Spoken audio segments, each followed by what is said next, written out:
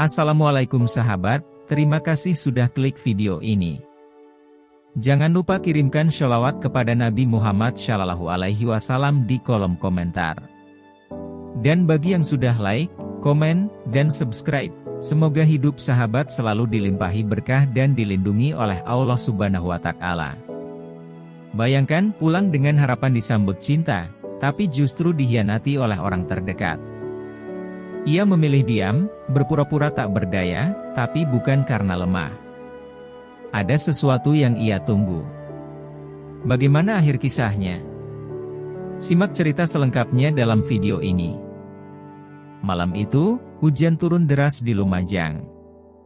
Suara gemuruh petir menggema, seakan menjadi pertanda bagi perjalanan panjang yang baru saja berakhir.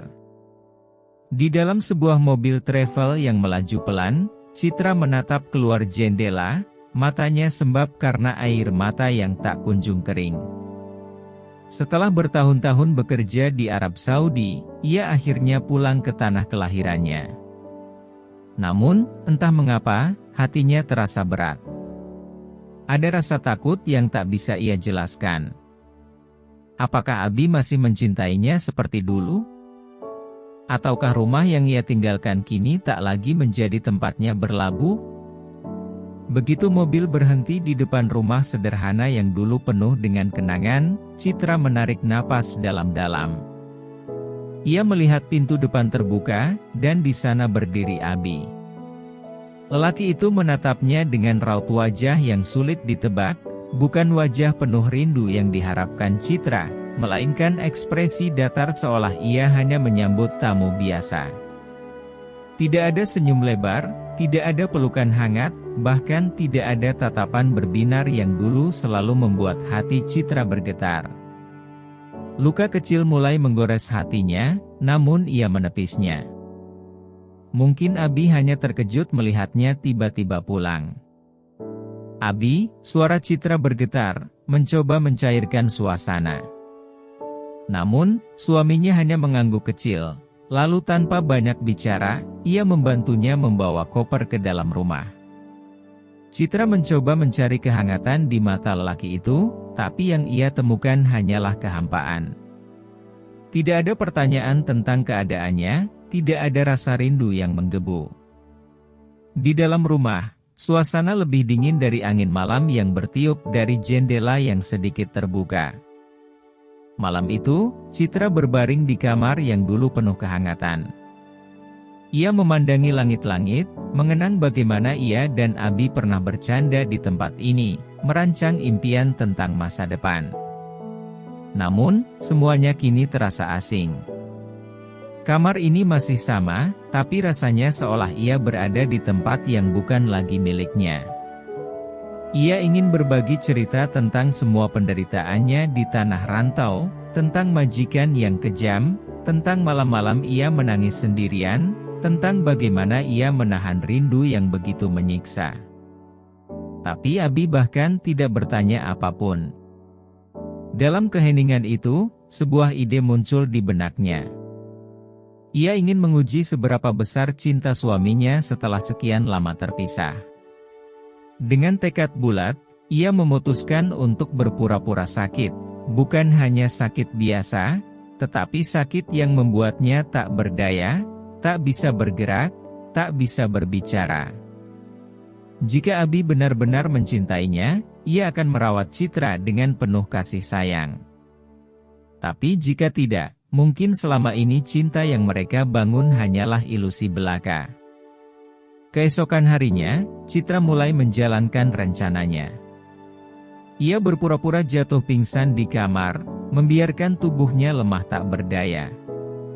Abi yang menemukannya tampak panik, tapi bukan kepanikan seorang suami yang takut kehilangan istrinya, melainkan kebingungan yang lebih mirip dengan ketidaknyamanan. Tanpa banyak kata, ia hanya menghubungi seorang dukun kampung dan beberapa tetangga untuk membantu. Tidak ada tatapan cemas, tidak ada genggaman tangan penuh kasih. Hati Citra semakin terluka, tapi ia tetap bertahan dalam sandiwara ini. Hari berganti hari, Citra tetap berbaring di tempat tidur, berpura-pura tak bisa bicara, tak bisa menggerakkan tubuhnya selain sekadar membuka mata. Ia memperhatikan setiap gerak-gerik Abi. Awalnya, suaminya masih menunjukkan kepedulian, membantu mengganti pakaiannya, menyuapinya meski dengan wajah tak sabar. Tapi seiring waktu, perhatian itu semakin memudar. Abi mulai jarang pulang, mulai sering pergi entah kemana. Dan saat ia pulang, tubuhnya berbau wangi yang asing, ada bekas lipstik samar di kerah bajunya. Malam itu, saat hujan kembali turun dan petir menyambar, Citra terbaring dengan air mata mengalir di pipinya. Ia sadar, rumah ini bukan lagi rumahnya. Lelaki yang ada di sampingnya kini adalah seseorang yang asing. Dan mungkin, ujian yang ia berikan pada Abi akan membawanya pada kenyataan yang lebih pahit dari yang pernah ia bayangkan. Malam-malam di rumah itu semakin panjang dan dingin bagi Citra. Hujan deras di luar terasa seirama dengan hatinya yang penuh luka. Hari-hari berlalu, dan perhatian Abi kian memudar. Ia tak lagi peduli pada istrinya yang terbaring lemah. Jika dulu ia masih menyuapi dengan enggan, kini ia bahkan hanya meninggalkan sepiring nasi dingin di atas meja. Citra melihat semuanya dalam diam, menahan sakit bukan hanya di tubuh, tetapi juga di hatinya yang semakin hancur. Suatu sore, Citra mendengar suara Abi berbicara di telepon di luar kamarnya. Suaranya terdengar lembut, penuh tawa, sesuatu yang sudah lama tak pernah ia berikan pada Citra. "Iya, sayang, malam ini rumah aman. Aku sudah rindu," bisik Abi pelan, seolah takut ada yang mendengar. Jantung Citra berdegup kencang. Ia ingin sekali bangkit, berteriak, menuntut penjelasan, tapi ia tetap diam. Ia harus melihat semuanya dengan mata kepalanya sendiri sebelum mengambil keputusan. Benar saja, saat malam tiba, Abi pulang lebih awal dari biasanya. Namun, bukan untuk menemani Citra, melainkan untuk menyambut seseorang. Citra yang masih berpura-pura sakit berusaha menahan napas saat mendengar suara langkah kaki lain memasuki rumah. Suara sepatu hak tinggi menggema di lantai, diiringi tawa lembut seorang wanita. "Kamu serius dia nggak bakal sadar?" Suara itu terdengar genit. "Sudah, dia cuma bisa tidur di kasur itu, nggak bakal bisa apa-apa," jawab Abi santai. Citra merasakan tubuhnya gemetar meski ia berusaha tetap kaku. Ia ingin memejamkan mata, tapi amarah dan kepedihan membuatnya tetap terjaga. Dari celah matanya yang sedikit terbuka, ia melihat sosok wanita itu, Kartika, janda muda di kampung mereka. Wajahnya cantik, tubuhnya ramping, dan cara ia tersenyum penuh percaya diri seolah menginjak harga diri Citra yang kini tak lebih dari seonggok tubuh tak berdaya di tempat tidur. Tanpa rasa malu, Abi merangkul Kartika tepat di hadapan Citra. Mereka bercanda, tertawa, bahkan bercium di sudut kamar, seakan Citra tak lagi ada. Hati Citra menjerit pilu. Ia ingin meneriakkan amarahnya, ingin bangun dan mengusir mereka, tapi ia menahan dirinya. Ia ingin melihat sejauh mana Abi akan menghancurkan kehormatan dan perasaannya. "Mau di sini atau di kamar sebelah?" tanya Kartika sambil mengelus dada Abi dengan manja. Abi melirik ke arah tempat tidur tempat Citra terbaring.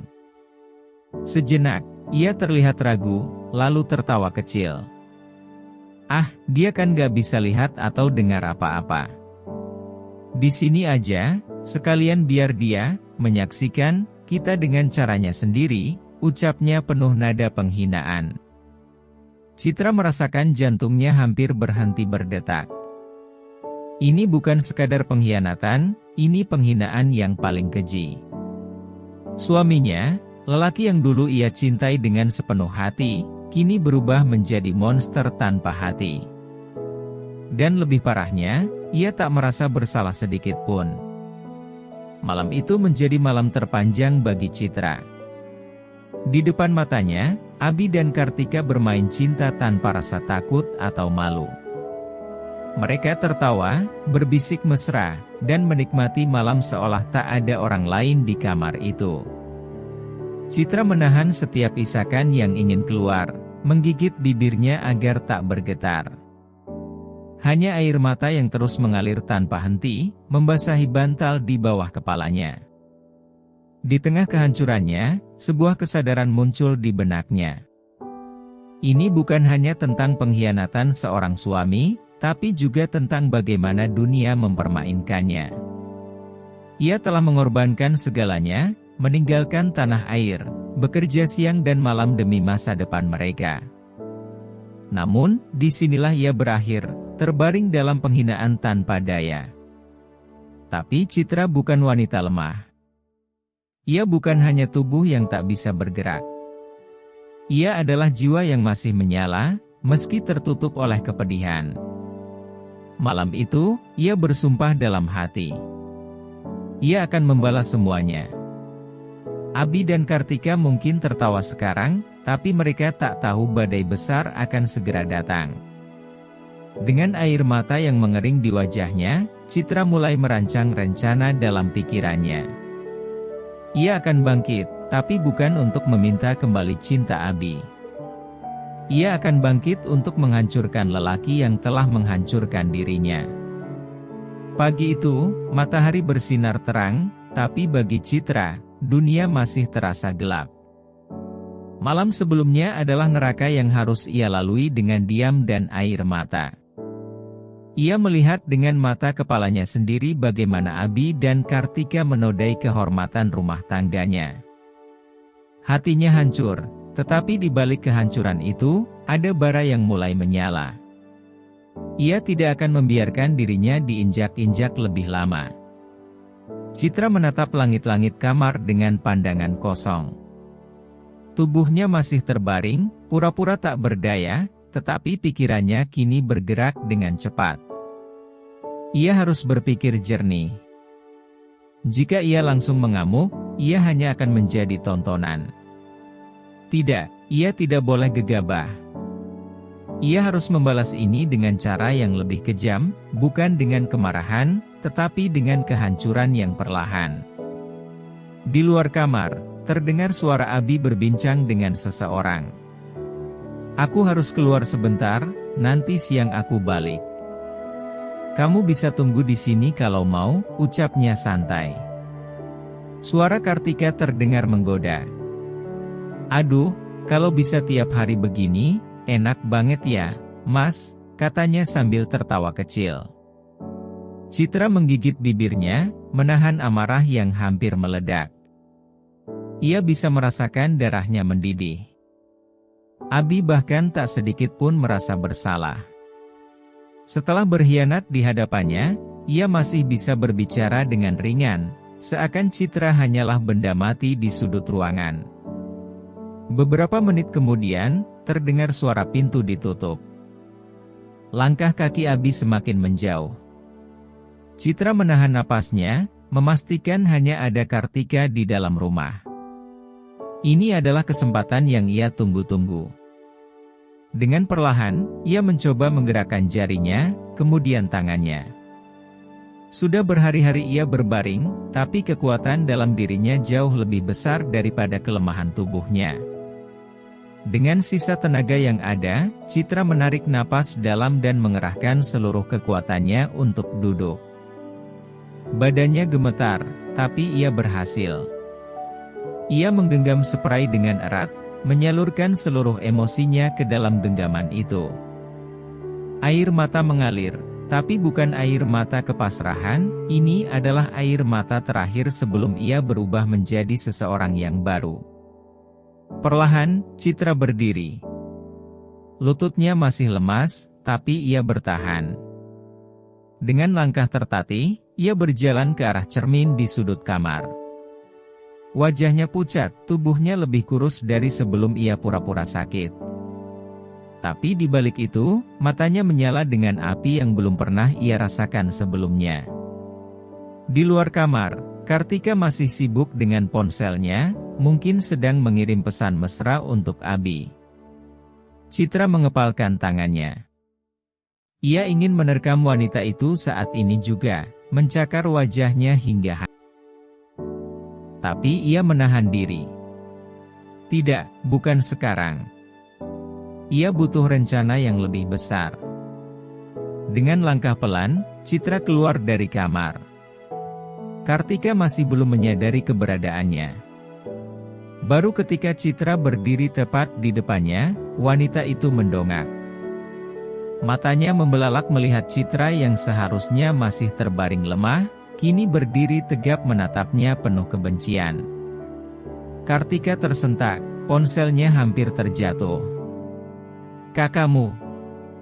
"Bukannya kamu sakit?" Suaranya gemetar, wajahnya pucat pasi. Citra tersenyum tipis, senyum yang penuh arti. "Kecewa karena aku masih hidup?" tanyanya pelan, tapi suaranya tajam seperti belati. Kartika berdiri, mundur beberapa langkah. Aku cuma..." Mas Abi bilang. "Mas Abi bilang aku tak bisa bicara? Tak bisa bergerak?" "Hanya seonggok mayat hidup," potong Citra dingin. Ia melangkah maju, membuat Kartika semakin terdesak. "Kamu pikir aku tidak tahu apa yang kalian lakukan di hadapanku?" Wajah Kartika semakin panik. Ia menelan ludah, mencari alasan, tapi Citra tak memberinya kesempatan. "Kalian pikir aku ini boneka? Kalian pikir aku tidak bisa mendengar? Tidak bisa merasakan?" Suaranya mulai meninggi. Kartika mencoba berlari, tapi Citra menangkap pergelangan tangannya dengan erat. "Belum pernah rasakan bagaimana rasanya jadi aku, kan?" bisiknya di telinga Kartika, membuat wanita itu semakin ketakutan. Kartika menggeleng panik. "Aku cuma..." "Mas Abi yang..." "Jangan salahkan dia saja," potong Citra tajam. "Kamu sama busuknya. Tapi tenang, aku tidak akan membalas kalian dengan cara yang murah. Aku akan pastikan kalian merasakan sakit yang lebih besar dari yang aku rasakan." Kartika meronta, akhirnya berhasil melepaskan diri dan berlari keluar rumah dengan tergesa-gesa. Citra hanya menatapnya pergi dengan senyum dingin. Ia tidak perlu bertindak sekarang. Ia tahu, ini baru permulaan. Citra kembali ke kamar, duduk di tepi tempat tidur. Ia merasakan dadanya naik turun dengan cepat. Tangannya masih gemetar, bukan karena ketakutan, tapi karena api yang terus membakar di dalam dirinya. Ia tahu sekarang bahwa ia tidak bisa lagi menjadi Citra yang dulu. Citra yang lemah, Citra yang berharap pada cinta seorang suami. Sekarang, ia adalah seorang wanita yang akan membalas semua pengkhianatan dengan cara yang paling menyakitkan. Dan saat karma itu datang, Abi dan Kartika akan tahu bahwa mereka telah salah memilih musuh. Sejak pagi itu, Citra berubah. Ia bukan lagi wanita yang sama seperti saat pertama kali pulang ke rumah ini. Luka di hatinya sudah terlalu dalam, tapi justru dari sanalah kekuatannya lahir. Ia tidak akan membiarkan air matanya terbuang sia-sia. Ada harga yang harus dibayar atas semua penghinaan ini. Hari itu, ia mulai bergerak. Ia tidak ingin membuat keributan yang akan mencoreng namanya, tapi ia juga tidak akan tinggal diam. Langkah pertama yang ia lakukan adalah menemui seseorang yang bisa menjadi saksi atas semua yang telah terjadi. Dengan tubuh yang masih lemah, ia berjalan tertatih menuju rumah tetangganya, Bu Marni, yang sudah sejak lama memperhatikan gerak-gerik Abi. Begitu melihat Citra datang, Bu Marni terkejut. "Ya Allah, Enduk, kamu sudah bisa jalan? Selama ini kamu cuma pura-pura sakit?" tanyanya dengan wajah penuh tanda tanya. Citra menatap wanita paruh baya itu dengan senyum lemah. Saya ingin tahu ketulusan suami saya, Bu, ucapnya lirih. Tapi ternyata yang saya dapatkan lebih dari sekadar pengkhianatan. Bu Marni menghela napas panjang. Saya sudah lama curiga, enduk. Abi sering bawa perempuan itu ke rumah kalau kamu tidak ada. Tapi saya tidak berani bilang apa-apa. Takut kamu nggak percaya. Citra menggenggam tangan Bu Marni erat. Sekarang saya butuh bantuan, Bu. Saya ingin semua orang tahu siapa Abi sebenarnya. Saya ingin dia merasakan kehancuran yang sama seperti yang dia berikan pada saya. Bu Marni mengangguk mantap. Aku tahu siapa yang bisa bantu kamu, enduk. Aku akan pastikan semua orang tahu kebusukan suamimu.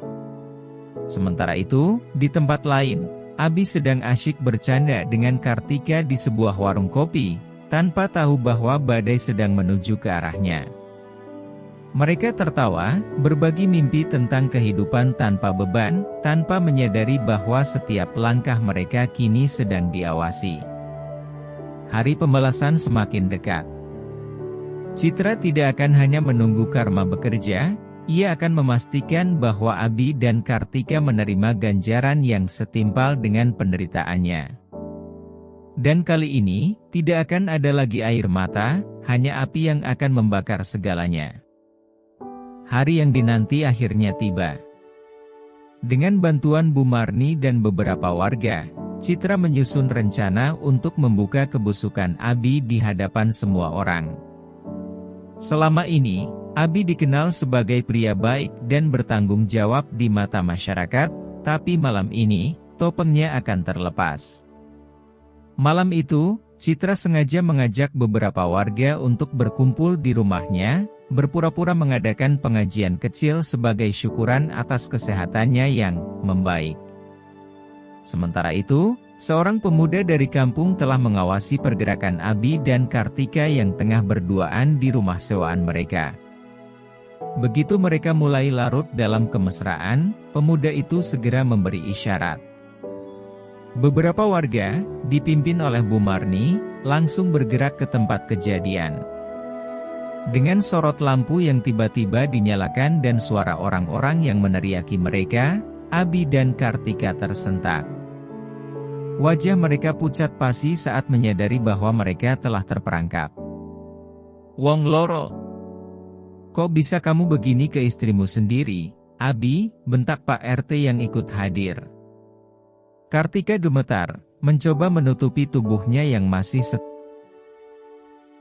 Ini nggak seperti yang kalian pikirkan, serunya panik. Citra melangkah maju, berdiri di hadapan Abi dengan tatapan yang penuh kekecewaan dan kebencian. Bilang, Mas, ini semua hanya salah paham, ucapnya dengan suara bergetar, tapi matanya tajam menusuk. Bilang kalau aku salah menilai kamu. Bilang kalau semua yang aku lihat dan dengar hanyalah ilusi. Abi tak bisa berkata-kata. Mulutnya terbuka, tapi tak ada satupun pembelaan yang keluar. Ia tahu segalanya sudah hancur. Warga yang sebelumnya menghormatinya kini mulai menghakimi. Kartika, yang merasa tak ingin ikut menanggung akibatnya, langsung berlari meninggalkan Abi seorang diri menghadapi amukan warga. Namun, saat berlari, ia tersandung dan jatuh ke dalam selokan yang penuh lumpur, menjadi tontonan yang memalukan bagi semua orang. Sementara itu, Abi, dalam kepanikan dan rasa malu yang mendalam, mencoba melarikan diri, tapi beberapa pemuda langsung menahannya. Jangan coba kabur, Mas. Ini harus diselesaikan, ujar mereka. Dan malam itu, di bawah sorotan mata masyarakat, karma akhirnya datang untuk Abi dan Kartika. Citra menatap semua itu dengan perasaan lega. Ia tidak perlu membalas dengan tangannya sendiri, semesta telah bekerja untuknya. Kini, ia bisa melangkah pergi dengan kepala tegak, meninggalkan masa lalu yang penuh luka, dan memulai hidup baru yang jauh dari pengkhianatan.